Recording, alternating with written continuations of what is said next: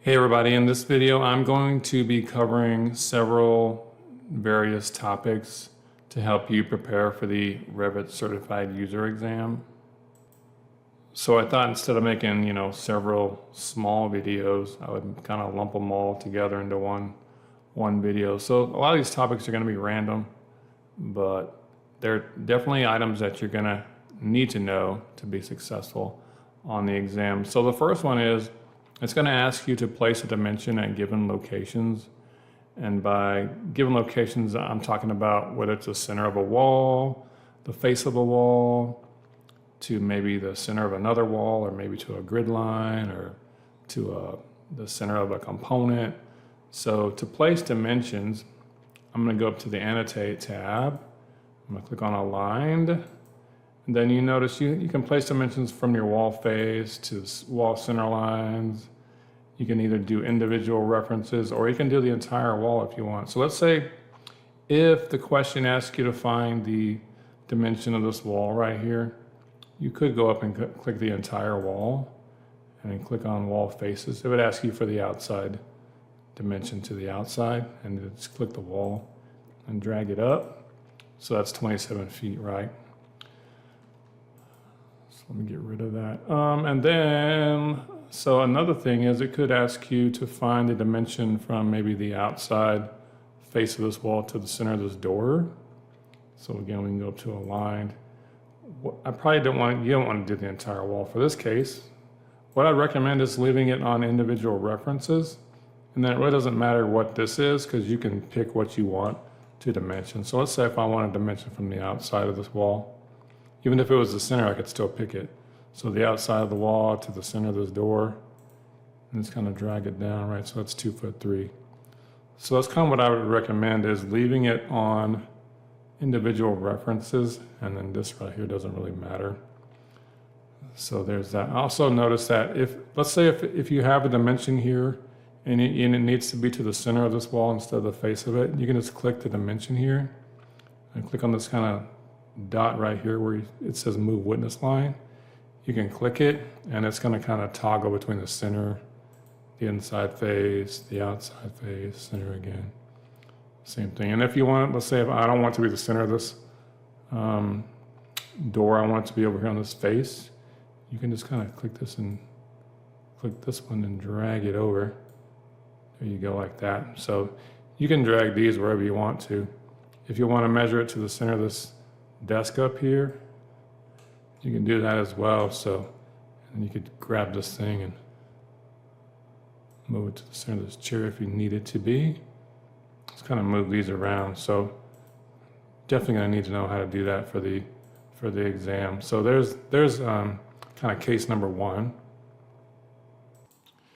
All right, so let's say now it asks you, okay, I want you to tell me what the distance is from the center of this chair to the center of this desk. And they might give you a drawing to tell you, okay, there's two different centers, right? So it's horizontal and vertical.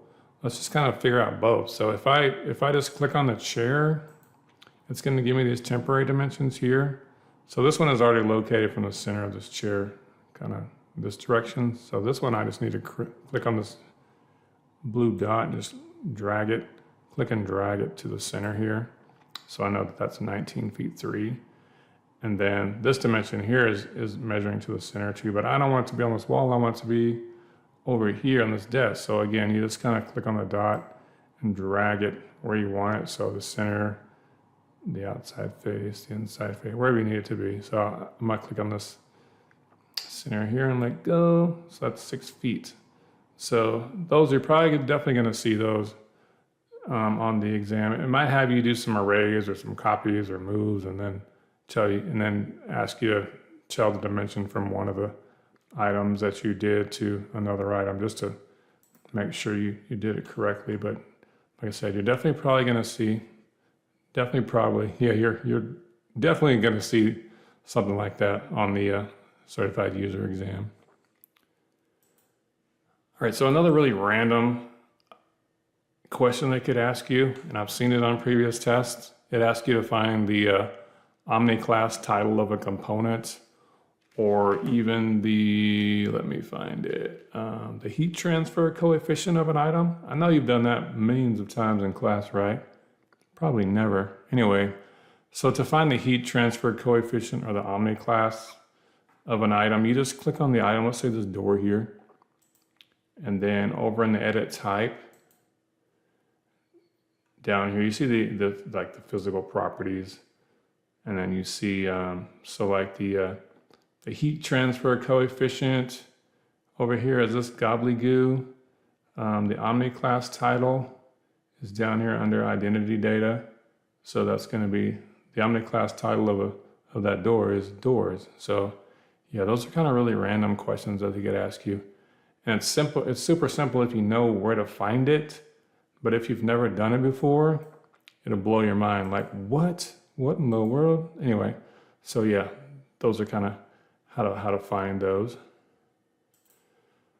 Okay, so another item that you really want them to ask you this question, and I've seen it a lot, is to find out they want you to tell them the cut plane or the height of a cut plane. So the easy way, super easy way to do that, you just type in VR, and then you can see the cut plane. We're at 4 feet high. So I hope they ask you that question on there, because that one's, you can answer that in a few seconds. So again, you just type in VR. You don't have to look for it. No, I don't want to save it. No, I'm going to cancel that. You don't have to look for it over here in all this gobbledygoo view range. So it would be in view range, right? But the easier way is just type in VR. And you get that same view range pop up.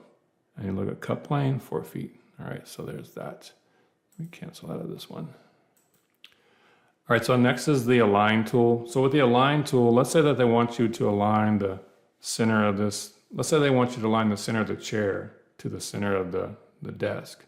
So what I would do is I would just click on one of these items, and then up in the modify, you see the align tool. So what you want to click first is you want to click, what do you want to align to? So I'm going to click on the center point of this desk, because that's what I want to keep this where it is. And then I'm going to click on the center point of the chair. So this is the one that's going to move. So it's going to move up to it. And then if you wanted to, you could click the lock to make sure whenever one moves, the other one moves with it. But you're probably not going to have to do that for the exam, but that's kind of how to use your align tool.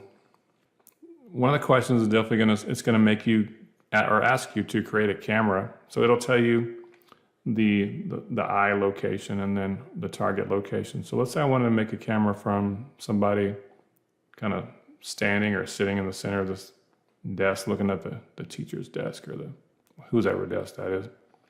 So you would go up to under the default 3D view, click the little arrow to the right and go to camera.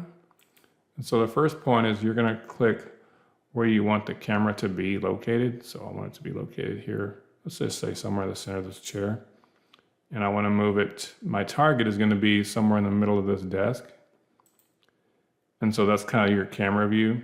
So usually on the test, it'll tell you where you want to create the camera, where to create the target, and then it'll have a series of pictures that'll okay, which one of these views represents the camera view that you just created.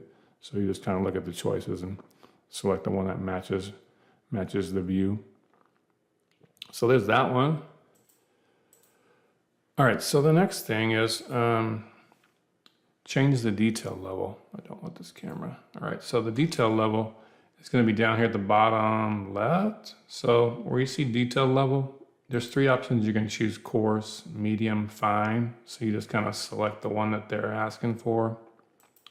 And there's that. Also to the right of that is the visual styles. So they could ask you to be able to change visual styles too. So I think I'm a hidden line right now. It was shaded. There's consistent colors. You should probably already know how to do these, but just as a refresher. So you got the detail level and the visual styles next to each other down here at the bottom. Also, the view scale is over here. Also, I should have went over that one first. But to change the view scale, like right now, our view scale is 1/4 inch equals a foot. So you can click on it, change it to, let's say we want to make it, I don't know, 1/2 inch, 1/8.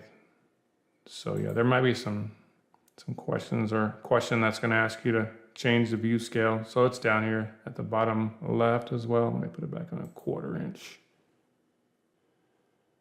All right, so the last item that I want to talk about is how to place an interior elevation tag, or how to create an interior elevation. So I would go up to where you see the ribbon at the top. I would go to view, and you see elevation here. So if you click the arrow underneath it, you can get elevation, framing elevation. So I'm just going to click on elevation, and then just kind of move your cursor over. You can see the trick is getting it to point where you want it. So let's say if I wanted to point at that desk, I'd kind of move it over close to that desk, and the arrow will kind of point to it.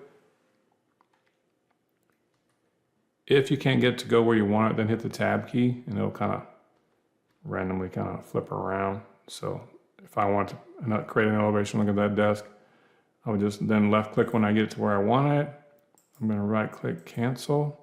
So then if you click on it, you'll notice that's an exterior elevation, but to get it to be an interior elevation, I'm going to click this down arrow here under the properties and click interior elevation.